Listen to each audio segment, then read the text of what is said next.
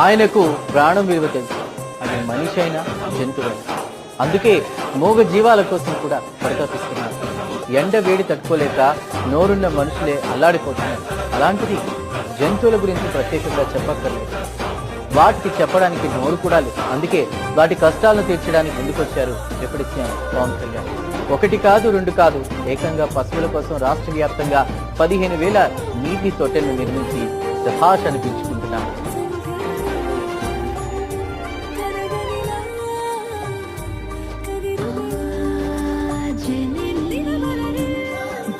సాధారణంగా వేసవి కాలంలో చలివేంద్రాలను మనం చూస్తుంటాం, కానీ జంతువుల కోసం చలివేంద్రాలను పెట్టిస్తున్నారు డిప్యూటీ సీఎం పవన్ కళ్యాణ్. ఈ చలివేంద్రాలు కేవలం వేసవి కాలంలోనే కాదు, అన్ని కాలాల్లోనూ మూగ జీవాల దాహార్తిని తీర్చబోతున్నాయి. పశువుల కోసం 15,000 నీటి తొట్టెలను నిర్మించారు. ఆయన ఇటీవల తీసుకున్న నిర్ణయం లక్షలాది మూగ జీవాలకు దాహార్తి